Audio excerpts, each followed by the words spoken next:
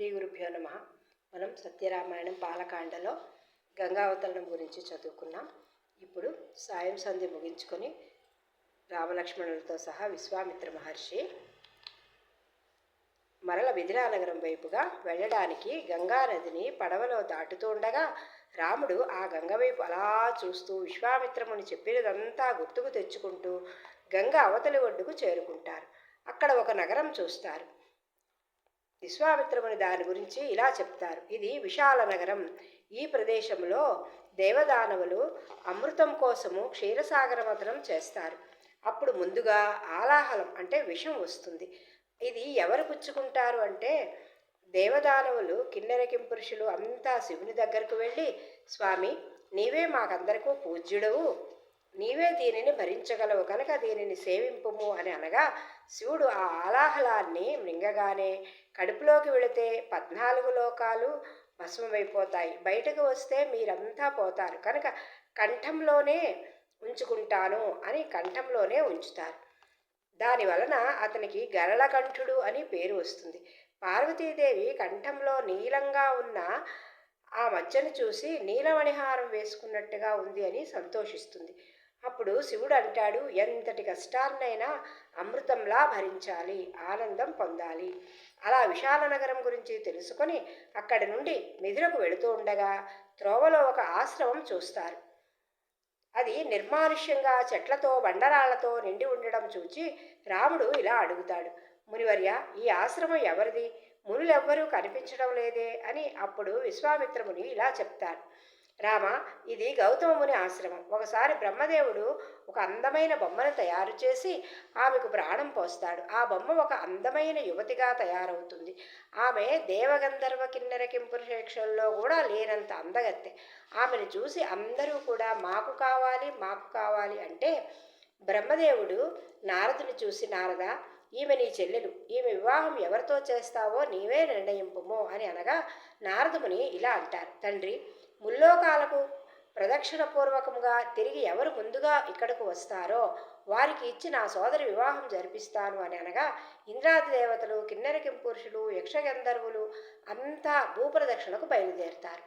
అప్పుడు అక్కడికి వచ్చిన గౌతమ ముని ఆ మాటలు విని అప్పుడే ఈయన ఆవుకి దూడకు 3 సార్లు ప్రదక్షిణం చేసి బ్రహ్మదేవుని వద్దకు వచ్చి నేను భూప్రదక్షిణ చేసి వచ్చాను అని అనగా, మునివర్య ఇంత తక్కువ వ్యవధిలో మీకు భూప్రదక్షిణ ఎలా సాధ్యం అని అడిగారు. అంతా ఆ ముని ఇలా సెలవిచ్చారు, ఎవరు తమ తల్లిదండ్రులకు గాని గోమాతకు గాని 3 ప్రదక్షిణ చేసినా అది భూప్రదక్షిణతో సమానం కదా, ఇందులో తమకు తెలియనిదేమున్నది అని. అది విన్న విధాత ఆ అందాల భరిన అహల్యను గౌతమ మహర్షికి ఇచ్చి వివాహం జరిపిస్తారు. అదే సమయంలో అక్కడకు వచ్చిన ఇంద్రుడు వారిపై పగ తీర్చుకోవాలనని మనసులో తలుచుకొని అక్కడ నుండి వెళ్ళిపోతాడు. అయితే కొన్నాళ్ళు ఆ ముని దంపతులు అన్యోన్యంగా ఉండగా ఒకసారి ఇంద్రుడు ముని లేని సమయం చూసి ఆశ్రమంలో ప్రవేశిస్తాడు. అది తెలిసిన గౌతమ ముని దివ్య దృష్టితో ఇంద్రుని కపటనాటకము గ్రహించి ఇంద్రుని శపిస్తారు. నీ దేహమంతా కన్నులతో నిండిపోవుగాక. అహల్య నీ మనస్సు పరాధీనమైనందుకు గాను నువ్వు తపోనిష్టతో ఒక శిలవలే తపస్సు చేయుము. అంతా ఆమె, స్వామి నా అపరాధము మన్నించి నాకు శాప విమోచనం కలిగించండి అన్న. అంత శ్రీ మహావిష్ణువు రాక్షస సంహారం కోసం నరుడిగా జన్మించి ఈ ప్రాంతమునకు వచ్చినప్పుడు అతని స్పర్శధూళిచే నీకు శాప విమోచనం కలుగుతుంది అని ముని సెలవిచ్చి తపస్సుకై మహేంద్రగిరికి వెళ్ళిపోయారు. అదిగో చూడు శిలవలి ఉన్న ఆమె అహల్యామాత అని అనగానే రాముని శరీరంపై నుండి వెళ్లే గాలికి ఆ శిల కదలిక పొందుతుంది. అడుగుల సవ్వడికి చెవులు పనిచేస్తాయి.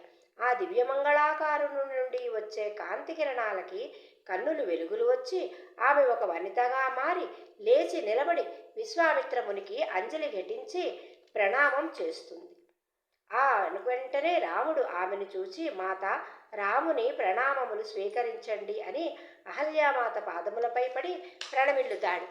అదే సమయమునికి అక్కడకు వచ్చిన గౌతమ మహర్షి కూడా అహల్యా సహితుడై రాముని కళ్యాణమస్తు అని దీవిస్తారు. ఆ పుణ్యదంపతుల దీవెనలు అందుకొని రామలక్ష్మణులు విశ్వామిత్రునితో కూడి మిథిలానగరం వైపు ప్రయాణిస్తారు.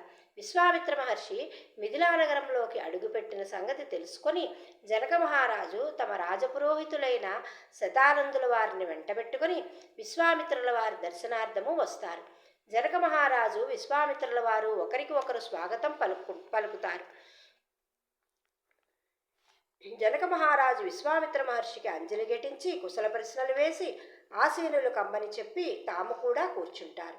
ప్రక్కనే ఉన్న రామలక్ష్మణులను చూసి వీరు ఎవరై ఉంటారా, ఇంత తేజస్సు ఉట్టిపడే ఈ పిల్లలు రాజకుమారుల వలె ఉన్నారు, ఇంత సుకుమారంగా ఉన్నారు, కాలినడకన ముని వెనకన వచ్చుటకు కారణమేమో అని తనలో తాను అనుకుంటూ, మునీంద్ర, ఈ కుమారులు ఎవరు అని అనగా విశ్వామిత్ర ముని ఇలా అంటున్నారు, వీరు అయోధ్యాధిపతి దశరథ మహారాజు కుమారులు రామలక్ష్మణులు. నేను సిద్ధాశ్రమంలో యాగం చేస్తుంటే దానిని విఘ్నం చేస్తున్న రాక్షసుల నుండి యాగరక్షణార్థము వీరిని తీసుకువచ్చాను. యాగం పరిసమాప్తం అయిపోయింది. తిరిగి వెళుతూ ఉండగా మిథిలా నగరంలో మీ రాజమందిరంలో ఉన్న శివధనస్సును చూడడానికి ఇలా వచ్చాము. ఈ బాలురు ఆ శివధనస్సును చూడాలి అనుకుంటున్నారు, ఒకసారి చూపించండి అని అన్నారు. ఇంతలో శతానందుల వారు విశ్వామిత్రుని కుశల ప్రశ్నలు వేశారు. స్వామి, మీ రాకతో మా తల్లిగారి శాపం పోయి మా తండ్రి గారిని కూడి ఉండడము మాకు చాలా ఆనందంగా ఉన్నది.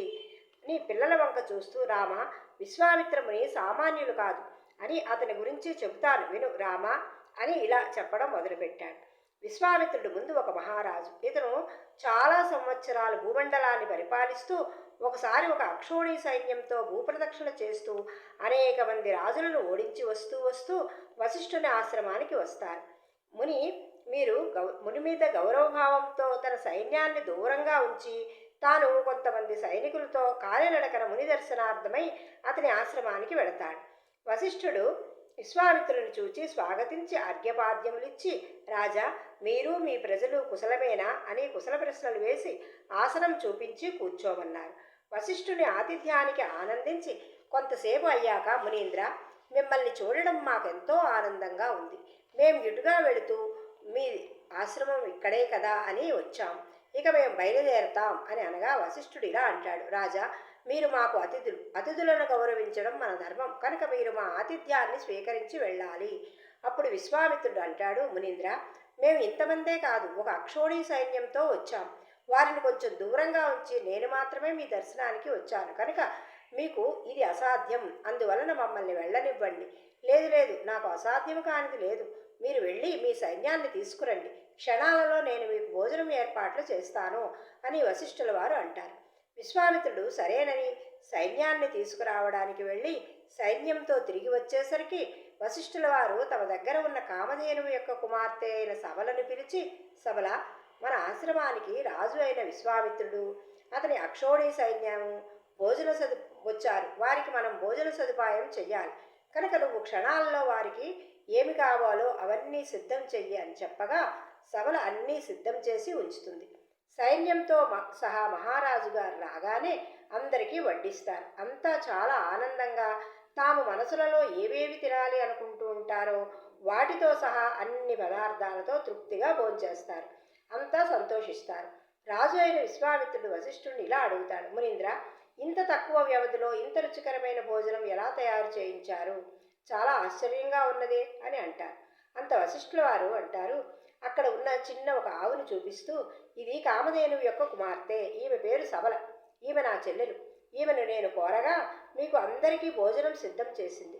ఈమె ఎప్పుడూ నా దగ్గరే ఉంటుంది, ఎప్పుడు నాకు ఏమి కావాలన్నా అవి ప్రసాదిస్తుంది అని అన్నారు. విశ్వామిత్రుడికి అది విన్న తరువాత ఆశ్చర్యం వేసింది, మనసులో కోరిక కలిగింది.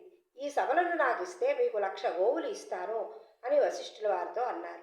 అతను, నేను ఇవ్వను, ఆమె నా చెల్లెలు, ఇక్కడే ఉంటుంది అలా అని అనగానే విశ్వామిత్రులకు కోపం వచ్చి, మునీంద్ర, నేను రాజుని, ఈ రాజ్యంలో ఉన్నవన్నీ ఆ రాజు సుత్తే కనుక ఈ సబల నాది, రాజునకు ఇది పరిపాటి, ధర్మంగా ఇది నాకే చెందుతుంది. నువ్వు ఇవ్వకపోతే నేను దాన్ని బలవంతంగానైనా తీసుకుపోతాను అని అనగానే వశిష్ఠుల వారు ఇలా అంటున్నారు, ఇది లేకపోతే మా యజ్ఞయాగాది క్రతువులు ఆగిపోతాయి. మా ఇద్దరి అనుబంధం ఒకరితో ఒకరికి ముడిపడి ఉంది. ఈమె నా ప్రాణం అని అనగా విశ్వామిత్రుడు అంటాడు, ఈమెకు బదులుగా 14,000 గోవులు, 8,000 అశ్వాలు, 1,000,000 గుర్రాలు, వెండి బంగారం అన్నీ ఇస్తాను, దానిని వదులు అని అనగా నేను వదలను, అని పట్టుకొనగా బలవంతంగా ఆ సభలను ఎత్తుకొని పోతారు. కొంత దూరం వెళ్ళాక ఆమె తప్పించుకొని వచ్చి వశిష్ఠుల వారితో ఇలా మొరపెట్టుకుంటుంది. మునీంద్ర, నేనేం తప్పు చేశాను? నన్నెందుకు వారితో పంపించావు? నేను ఏదైనా తప్పు చేస్తే నీవే దండించు. నేను ఆ రాజుతో వెళ్ళను అని అంటుంది. నేను పంపించలేదు, అతనే బలవంతంగా లాక్కుపోయాడు. అతను నేను ఎంత చెప్పినా వినలేదు. నిన్ను నీవే రక్షించుకో అని చెప్పగా సబల తన మంత్రబలంతో పెద్ద సైన్యాన్ని సృష్టించి విశ్వామిత్రుని సైన్యాన్ని చెల్లాచెదురు చేసి వారిని ఓడించి పలాయనం చిత్తగించేలా చేసి వారిని వెళ్ళగొట్టింది. ఈ పరాభవానికి విశ్వామిత్రుని కోపానికి మరికొంచెం ఆజ్యం పోసినట్లయి వశిష్ఠుల వారి మీదకు రాగానే వశిష్ఠుడు ఒక్క ఓంకారంతో విశ్వామిత్రుని అదిలిస్తాడు. అప్పుడు విశ్వామిత్రుడు అనుకుంటాడు, బ్రహ్మశక్తిని గెలవడం అసంభవం, అందువలన నేను బ్రహ్మశక్తిని సంపాదిస్తాను అని అనుకొని వెనుదిరుగుతాడు.